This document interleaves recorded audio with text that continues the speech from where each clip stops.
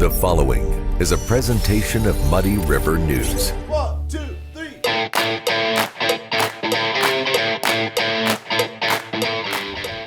Why'd you want Randy on? Why?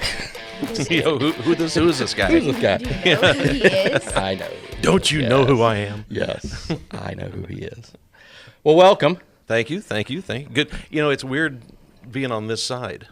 Yeah, because I'm usually on that side. Yeah, but every once in a while we have you on this side. Yeah, It's okay. good All right, to talk all about right. fun stuff. And I get to drink. And you get to drink, yes.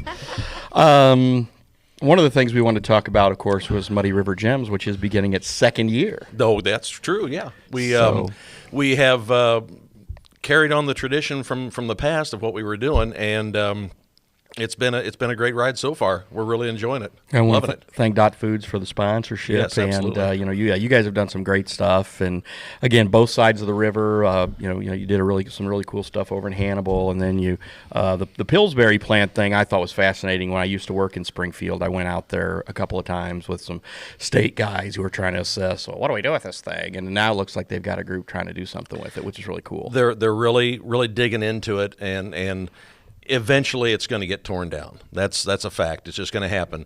But in the meantime, why not make something neat out of it and do something cool with it? So, yeah. Were there any Pillsbury Doughboy artifacts laying around? There were. There was Really? all kinds of Pillsbury stuff. All of that. You watch. I saw the episode. video, but I meant I remember that once upon a time they sold little Pillsbury Doughboy little stalls that when you poked them. There was the ghost of the Pillsbury Doughboy. Floating around. So, but no, it's really cool, and I know it changed hands a couple times. Yeah. But it's a massive facility. It's ridiculously big, and somebody showed me a picture of it when it was in full operation here recently online. They showed it to me, and I was like, wow, if you hear the numbers of what kind of amount of grain that they had in those silos that you see in there, it's ridiculous how much was in there. So, and your cake mixes came from there. So yeah. And now, do we get? I think we get some cake mixes from over at General Mills now too. Probably. I think they're doing Betty Crocker over there now. So here's some Randy trivia. Yes. When that was the Underwood plant, I put in the phone system in that building. Really? Yeah. I used to work for a company called Great River Communications, and we put in telephone systems. And this was right after I got out of college. And so we got hired to put in a telephone system, that entire building there. That was a long project, and getting a 35-foot ladder in there and putting it up and climbing all the way up to the top and then pulling cable through conduit like this. And remember, they made hams in there. They cooked hams in there, so the floor was slippery with grease all the time. Now, didn't they make the deviled ham there Deviled too? ham, yeah, because yeah. you had the devil on the building, and that was a staple for lunch in the Goff household growing up. Was Underwood deviled ham, the Underwood roast beef. Mm-hmm. I love that The stuff. ham slime sounds dangerous. It was, yeah. But you'd see the hams coming down this big conveyor belt, and the people it was on a bone still, and they'd pick up one of them and they go shh, shh, shh, shh, shh, and it was clean. These people had really sharp knives, and they really knew what they were doing. So surely no thumbs ever got caught in that. Well, probably ate a thumb in your deviled ham. You My get a deviled little ham extra. at one point. If you find one, you get a prize at the end of it's like Cracker Jack stuff. So Randy has done a lot of stuff in his life. Yes, he has. And one of the cool things to talk about is not only the stuff he does with us now that he's been doing for a while, but his piloting stuff. But once upon a time, you were your longest tenured post was with KHQA, correct? Yes, more or less. Yeah, if you want to count that. Yeah. as one, because I was in two different positions, actually on multiple positions. I started off working the overnight shift, transferring film to videotape, and that was in the days when 16 millimeter rolls of film would come in and had the Beverly Hillbillies or Brady Bunch or something like that on it, and we'd transfer those to videotape overnight, so then in case the film broke, we could edit and it wouldn't be dead air as it was live and everything. Started there, realized that this was a limited time job because film was on its way out, so I started watching the guy directing the news and asking questions about that, and he finally said, hey, you want to try this? That guy was? Randy Ingram was his name. Okay. Him I didn't know. He was way before you. In fact, 3 months after I started, they made me a director, and 3 months after that, him and a guy named Dean Racine both left. They were the directors there. They both left and went to KPLR, and one of them went to, I think, somewhere in Houston or something like that. And all of a sudden, I was the senior director. Wow. And I'd never been in a TV station before in my life.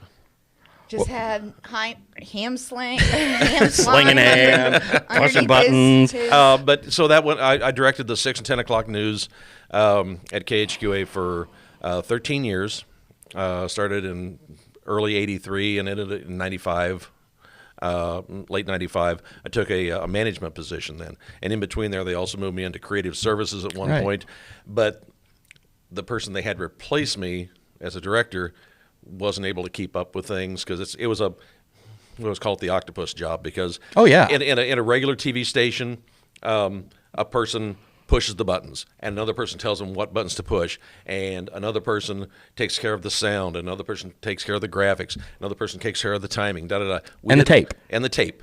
And we did all that. One person did all that at KHQA. It was insane because I came from the world's oldest and finest journalism school in Columbia, and we had all these people in the control room who pushed all these buttons and did all this stuff on a newscast. And the first time I walked in for a newscast that I had to anchor a sportscast on the weekends, I don't remember if it was because you did some, you filled in some on weekend, but Kathy Bowl was there doing a lot of that. At the time, I think, right? No, She was Bowl? 90, because this was 90. Oh. So, and then, but I was like, where is everybody? And they're like, me. It's me. And then that's why you had to have all the tapes in, we edited everything onto one tape. Yeah. So you could start and stop the tape. Because I just always had to remember when I was in Columbia was saying, okay, here are my 5 pieces of video I need. They're 1, 2, 3, 4, 5. You had them numbered with the scripts, boom.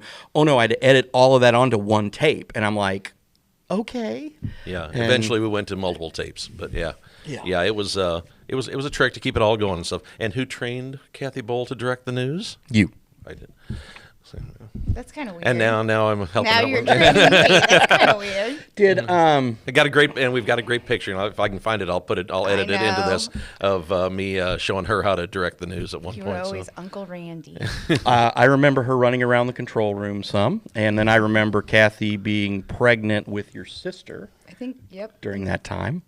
So yeah, no, it is Old Home Week here. So not that I'm calling anybody old by any stretch of the imagination. No reason to do that, Especially myself. No reason to bring that sort of thing up. Yeah, we don't talk about that. So, but when back then, the other thing that we also had to do was run our own teleprompter. Yeah. And and sometimes you had a foot pedal, and sometimes you had a knob, and all that kind of stuff. Again, it was when you were in market 175 or whatever it was back then, or whatever. Yeah, you just had to do all this stuff. And of course, you also, when you went out in the field, you also had to You had to carry your camera. I mean, some people, of course, still do it now. Dewar's been doing it for God ever. Yeah. But but we had these 3/4 inch video decks, and then you had the camera, and you had this big cord, and you had to sling all this And stuff I've got around. I'll edit a picture. You're going to see right now as we're talking. You'll be seeing a picture of what that kind of system looked like. Because I'll edit that in. Do you have a picture of some equipment that probably back in 89, 90 in Hannibal got crushed by a vehicle when it was backed over? I don't have a picture of that except a mental picture.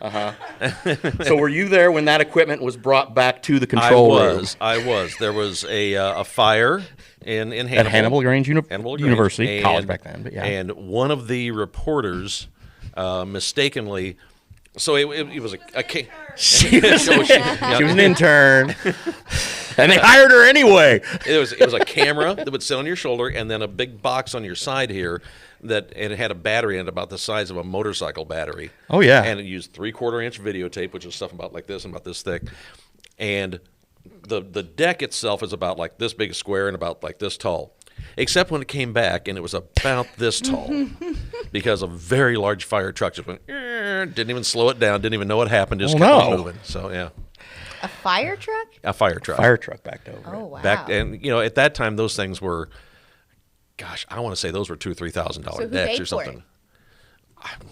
They have insurance. I assume the station. They have insurance for that kind of stuff. Okay. The station. Yeah, sure. Yeah. You're not going to make some poor intern pay for it. Although, if I remember the general manager at the time, he might have tried. So, yeah. But no, I think that's. But again, it's all part of the learning process when you have to do stuff. And when Randy did this, he saw so many young people came through. Frank Can is another guy who interned and then worked for us for a while. Of course, he is like Randy, one of the finest professional videographers we have in this market. So, and Frank's been doing it a long time too. Frank came in and started working there, and he was running camera in the studio for a while, and I was directing the news, and then he moved on into creative and went on from there. So, He shot sports for us for a while when he first did some of started as that part of stuff, his internship. I guess because I think he and then Robin Nance were both, I think, around the same class when they both came over from QU. And yeah, they were great. You could tell they were both just really you could tell they were going to really do good things because they were really professional and did a Unlike good job. us, right? Yeah, just ham and egging it all over the place. So. Question. Sure. Because a lot of this is before my time, so it's a little. Above. You were there? Yeah, I was. Like, run around the control I room? don't think I was cognitive. Has it gotten easier over time, or is it difficult with the expectation of technology, and then you're hauling? What's the difference? Bob and I are doing speaking tomorrow at John Wood Community College at the sophomore career fair, and one of the things I talk about is, of course, I'm the old guy, but I that picture we just showed of the equipment. One of the things I talk about is, the old guy typically says, you kids today have it so easy, blah blah blah. In the sense that it was more stuff to carry around, we had it tougher. But today, the equipment I use today, it's stuff about this size here. Mm-hmm. It literally is about the same weight as a hamburger and fries, and so that's so much easier to carry around. Mm-hmm. But one of the things that I have found out and figured out over the years, when I was coming up through all that process and learning all that stuff and trying to make my mark in the world doing that stuff, in the Hannibal Quincy market, there's about 6-7 people or something like that I had to kind of compete against, and not necessarily compete, but just be in the same processes with. And so that's how many I had to work against. And I did pretty good. But today's kids, if you've got, my phone's over there. If you got one of them, everybody else has got one of those, and you can do 10 times with that what you could do with the equipment we had back then. And everybody's got one of those. So you're not just competing against 6 or 7 people in a small market. You're competing against nearly 8 billion people in the world now. Well, it's just like doing what we do here. I mean, used to be you had, back a long time ago, you had 7, you might have had 2 channels if you lived out somewhere there, maybe 3 if you could get KTVO before their tower blew down, or KMIZ out of Columbia. But now everybody's got their own website. Everybody does their own thing. They're gonna, be an influencer. There's so many eyeballs, and again, the internet just changed everything. So we had Channel 7 and Channel 10 at home, and ABC Channel 3 never came in at our house. But I always got to watch Batman when I was a kid in like 1967 or whatever. And later on, I thought, how did I get to watch Batman? It was on ABC. How could I do that? Well, I talked to the engineers later at the TV station. What happened was they had an agreement with KTVO, and they had an antenna on the big antenna out on Cannonball Road out there. They had an antenna up at like the 500-foot mark, and it was just a Radio Shack antenna. But from that antenna, the wire came down and hooked in. They could pick up that signal from over there, and they would every day record certain shows that they had an agreement to record and then play back later, and that's how I got to watch Batman. When Randy was talking about recording shows earlier, he, I guess, did you omit Star Trek for a reason because of the bootleg copies that you have? The bootleg copies I have were from days when they were actually bootleg copies. Okay. I had it on Betamax. Oh my God! Do you have every episode? Well, yeah, sure. Yeah, not of the original series. Yes. Yeah, original series. Yeah, totally. I've got the little box. I'm not asking you a Deep Space Nine or anything like that. I mean, for the original one. Yes. But see, now the great thing was when Channel 7 ran Star Trek years ago, when I was still working in the control room, it would air on Saturday night at like 10:30 and 11:30, I think it was, and so it aired on Saturday night, but the previous Sunday at 1 o'clock is when it actually got fed over the satellite for us to record. And then it stayed in the station for a week, and then aired the following Saturday night. So myself and the engineer who worked in there, he worked the morning shift on Sunday morning, because I worked the 1 o'clock to 11 o'clock shift on Sundays. And I'd get there a few minutes early, pop a tape in, hit record, and he and I would sit there and watch Star Trek. And that was the first hour of our job every week, so that was pretty cool. You got to make sure the feed worked. Yeah, well, we're spot checking. It's quality control. Quality control, totally, yeah. And then I'd take it home, and everybody else would watch it that night. So you watched it twice? Well, sure. He's watched every episode 200 times. I know. What are you talking Yeah, about? don't ask Marcy about that, my wife. Well, thank you for coming by and getting us ready. We kind of teased a little bit of who our guest is going to be, and you might have heard her chime in a while ago. Yeah, don't ask her about the recording a promo piece for a notorious local rock band. Oh, I wouldn't dare do that. No, because I certainly wouldn't edit that in later. No, that wouldn't be. I certainly don't have that at home. So. No, don't do that. Capability. That'll be awesome. Please do. Now that she said don't, please Does do. Does she say a bad word in it, or was that Carol who said the bad word? I don't think she did, but it's just it's a little false storyline that we, Now one of the other anchors. One of the main anchors. Yes. She definitely said something. She said a dirty word. Yes, yeah, I remember the that. big one. Yeah. Yeah. So, The Randy, big one. Randy, thanks again. Hey, thank you. We'll be right back.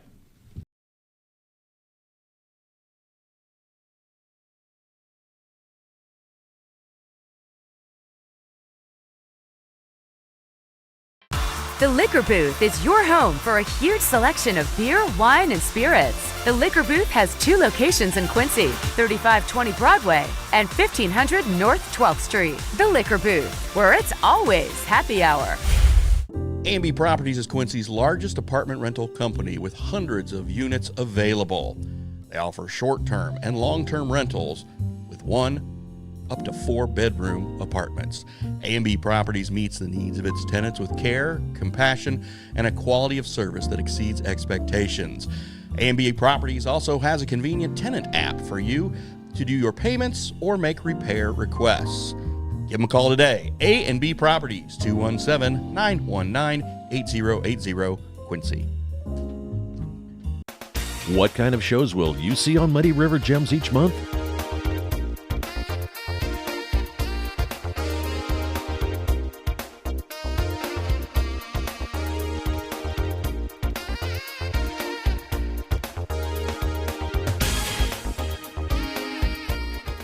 The same award-winning storytelling from Mark McDonald and crew that you enjoyed for nearly 20 years on PBS. Muddy River Gems with host Mark McDonald. A new episode every month online from Muddy River News.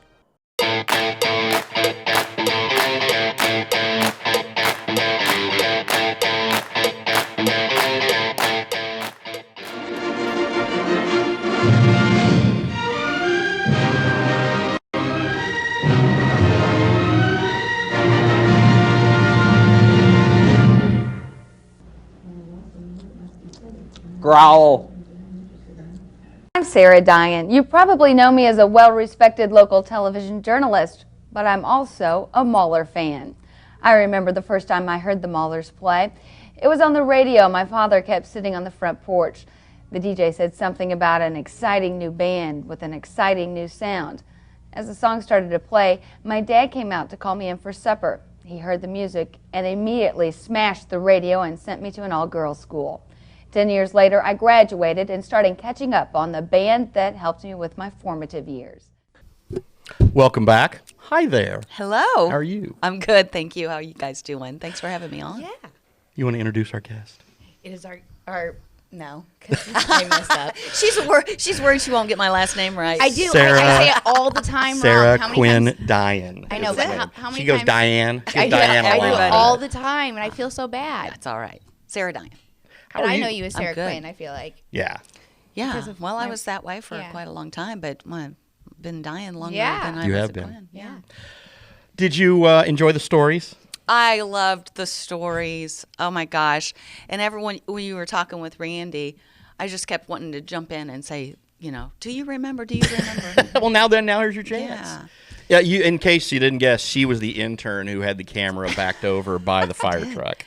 Listen, it wasn't even back over. He was just running through there. It was a fire. It was a fire, and there are lots of fire trucks, and you know how it is. You got your one eye's closed, the other's on the screen there, and you don't pay attention to what's around you because you're just focused on the scene, right? And by golly, he came so close that he hit the camera, which backed up and knocked me over. I mean, Almost got Regina George. And Chuck McFeeters, he was our assignment editor. God love him. God rest his soul. Yeah.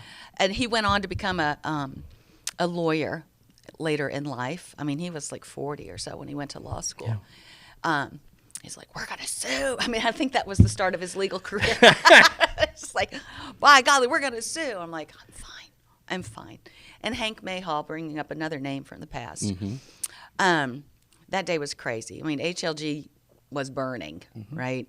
And I was just an intern, and I had on this outfit. That was back in the day when we wore pantyhose. Okay, I know, right? Ew. And I had kicked off my shoes because I couldn't walk in these stupid little heels. And so I just shredded up my pantyhose. So I went to the live van and I took off my pantyhose, right, and go back out and get to work. And the next day I come in, and Hank Mayhall had put my pantyhose, my shredded up pantyhose, in a manila envelope and entitled it "Supporting Documents." I'm like, what is this? And I open it up, and here's my shredded pantyhose. Proof. I know, right? And that didn't dissuade you from a career in journalism. No, I was an intern. So that would have been 89, right? Yeah. It was 89, yeah.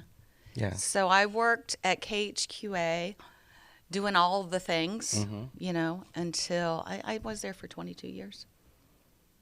What are all the things? All the things. Well, we were the first morning show hosts. We were. That was in 91. So, 91?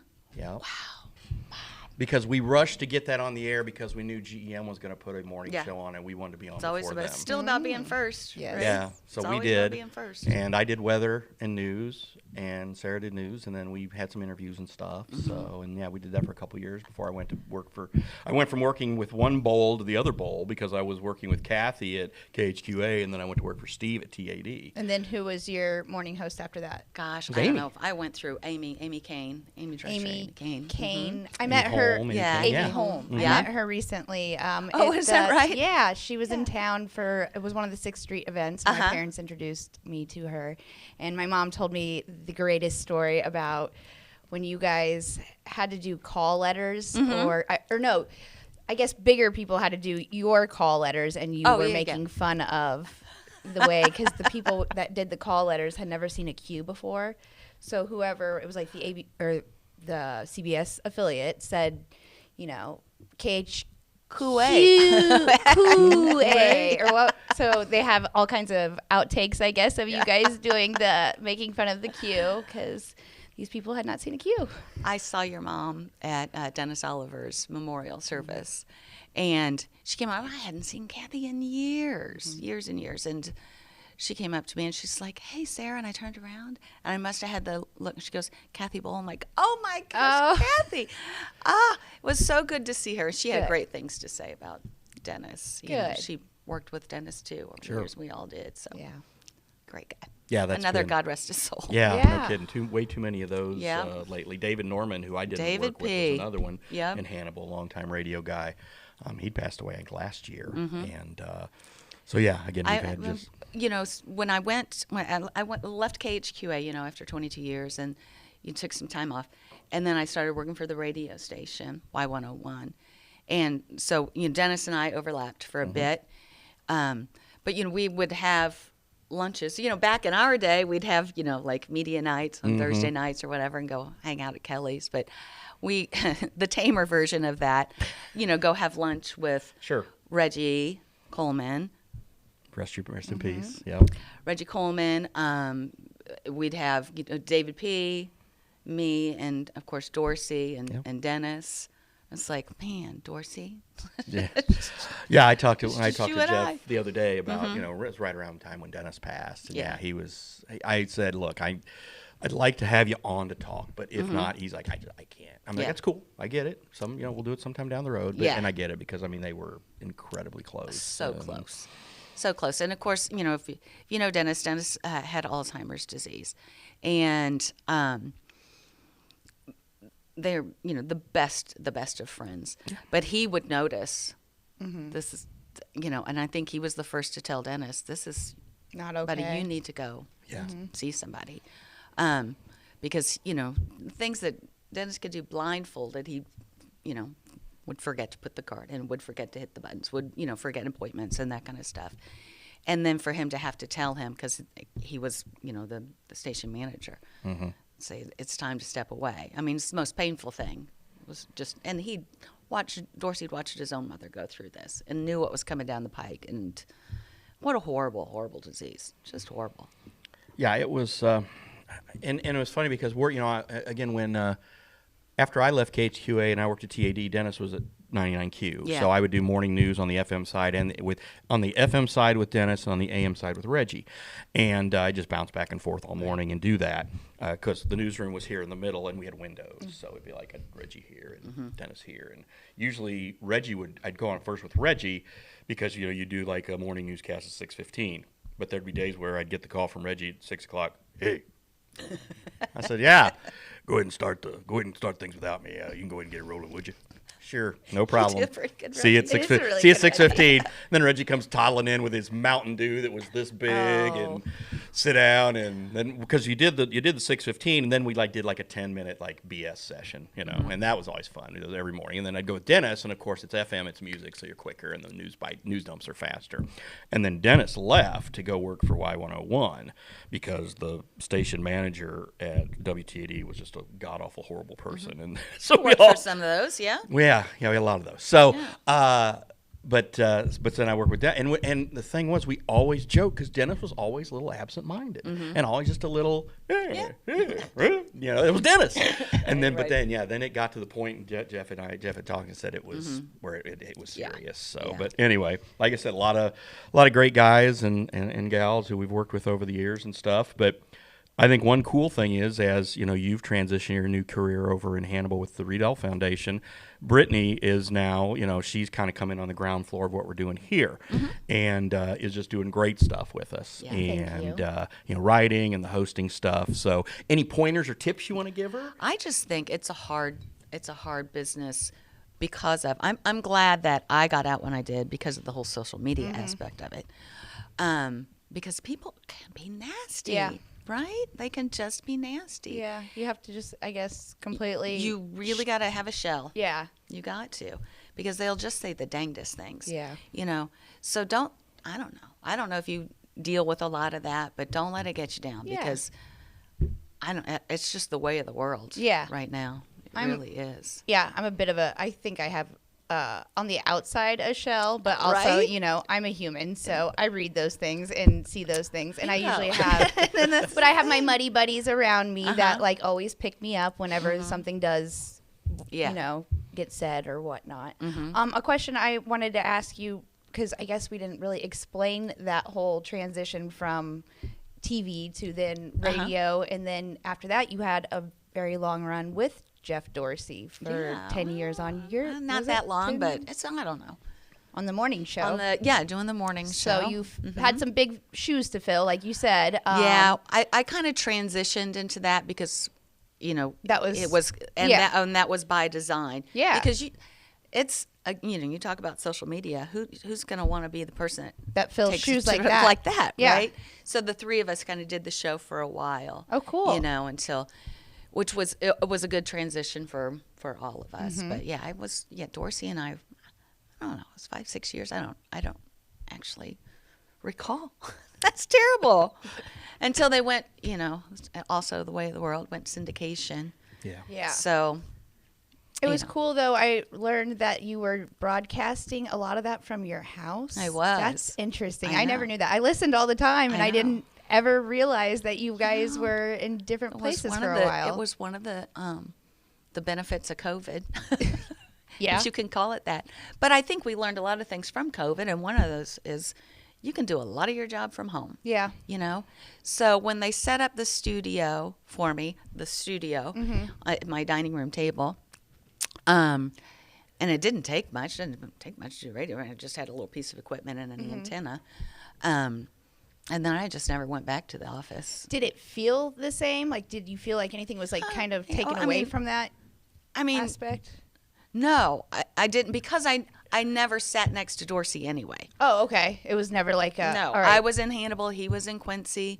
So, we didn't have that kind of... So it felt the same. Okay. Except you could, do the show in your pajamas. Yeah, that's nice. And that was a bonus. Let's face it, that old KHMO studio wasn't exactly posh. Oh, gosh. I always say broadcasting from the broom closet. It had that egg crate kind of, the padding on the wall. It was just horrible. I took a look at the building when we were trying to find a place to put Meg Duncan. Oh. And I took a walk through the building.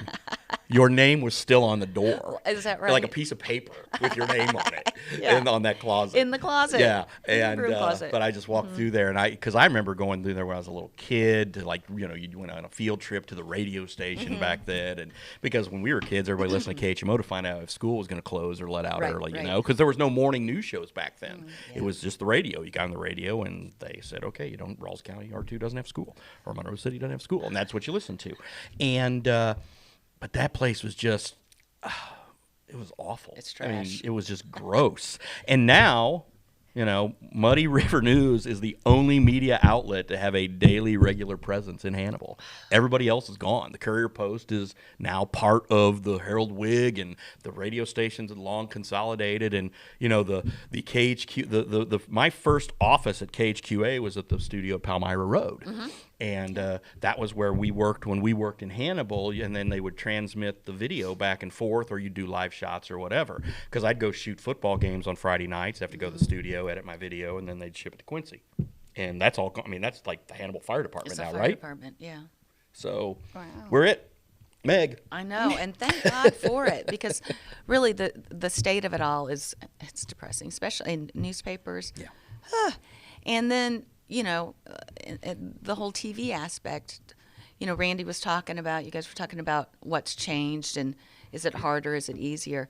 There are a lot fewer people doing the job that we used to do. Oh, yeah. Back in the day. Yeah.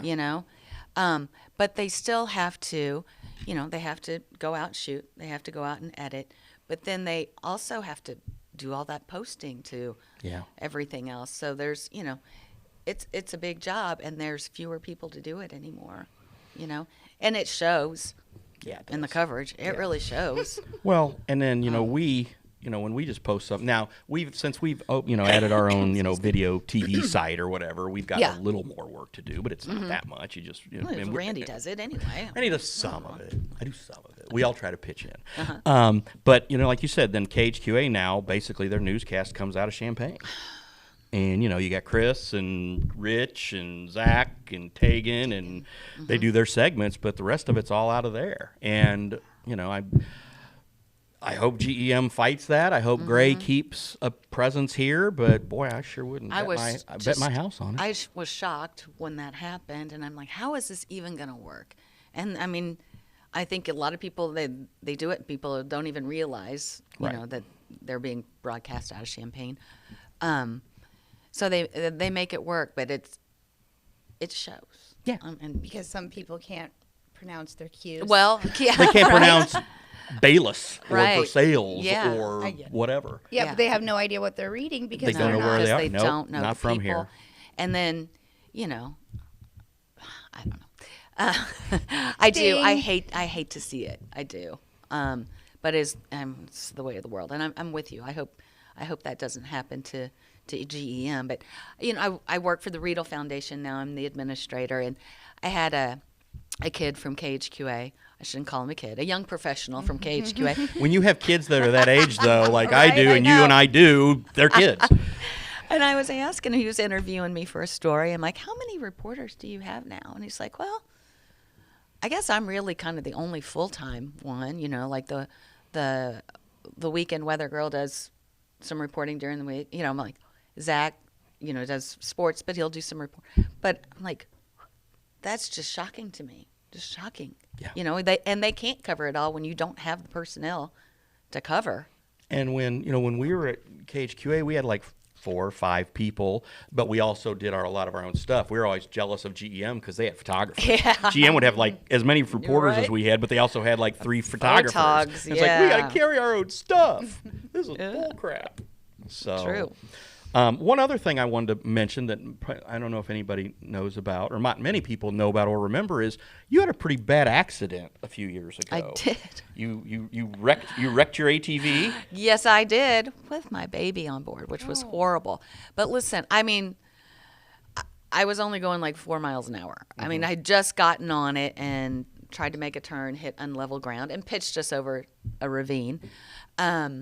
So yeah, I was life flighted to St. Louis to a higher level trauma facility. I had 14 broken vertebrae, and I broke my collarbone and 15 broken bones. So yeah, it wasn't fun. It was, but I'm fine. No residual. No, Nothing. I mean, if I'm on my feet all day, my back hurts. But then again, I'm kind of feeling like that would happen anyway, right? I'm at that age.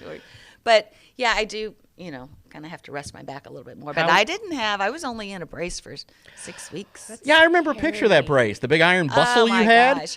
How was that? I was funny because my Facebook memories just popped up. My daughter used it as a sled.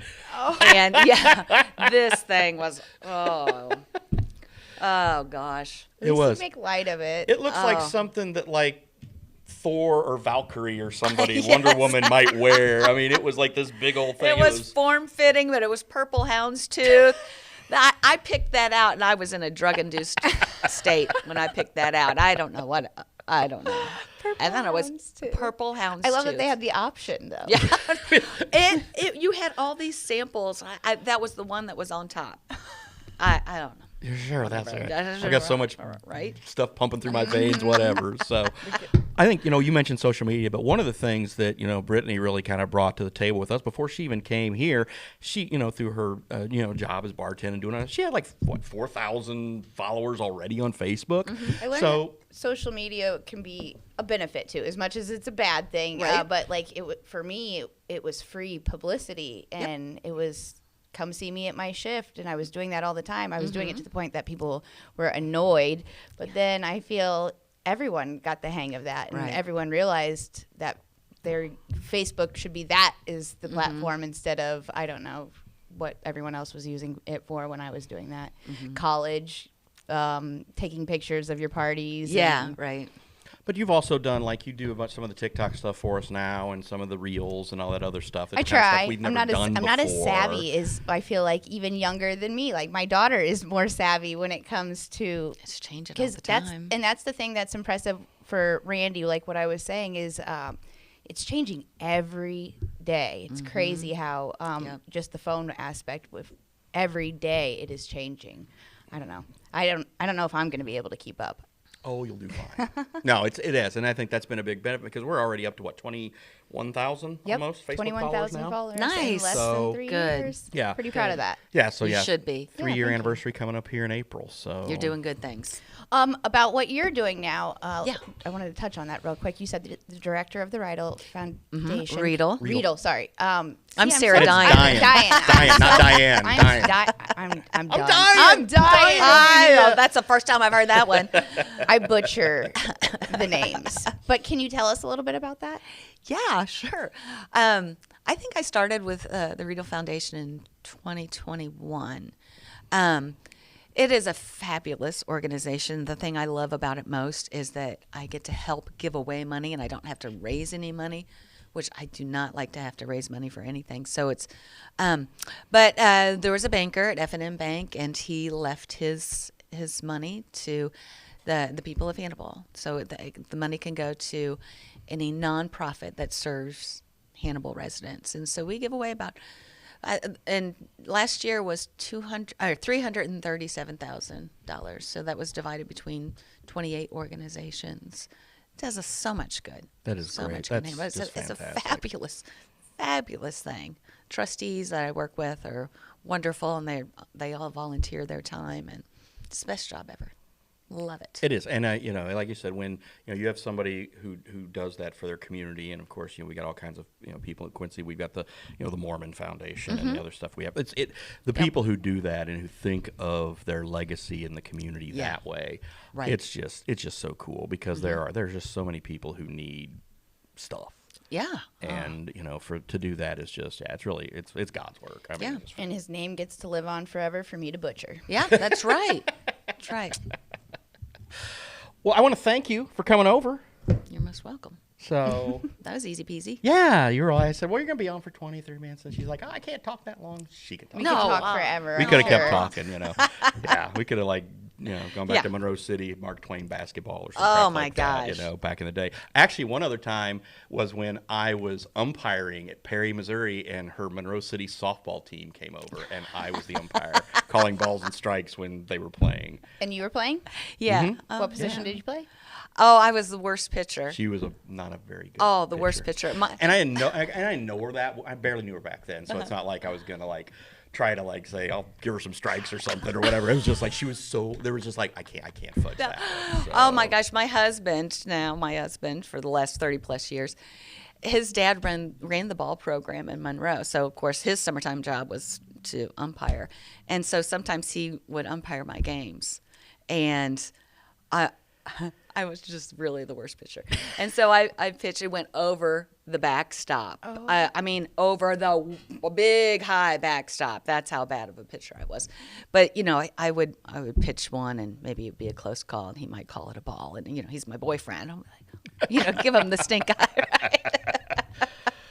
That was umpiring. That was like the fun summer job you had in college, So the kid, and again, when I was first in college, I'm a year older than Sarah is, and like the girls from Palmyra, and there were a couple of girls from Palmyra who I had gone to Mizzou with, and I think there was like a playoff game or something that we had to host, and I think it was Palmyra and Monroe in a Corey League game, and I'm umpiring, and these girls from Monroe who I know, or from Palmyra who I know are like. Stacy Myers and the Keller girl. Yeah. Redhead Keller. What was her name? First name? Anyway, they were like, if I didn't give them a call, I was getting yelled at. So but that was a lot of fun. This So sounds like a job that it Oh, doesn't sound that fun. No, You're like, this is a great job. It was back then. It's not now. No, you couldn't pay me enough to be an umpire, a referee, or a coach to put up with parents. And again, social media, another reason where these guys and gals that get called out if people oh, what a terrible call. They screwed something up. Wouldn't do it. Nope. Well, gosh darn it. We need more umpires and coaches, but we're not on the ground to get them. So thanks again. Yeah, you're welcome. Thank you guys. Thank you for being here. All right. We'll see you next week.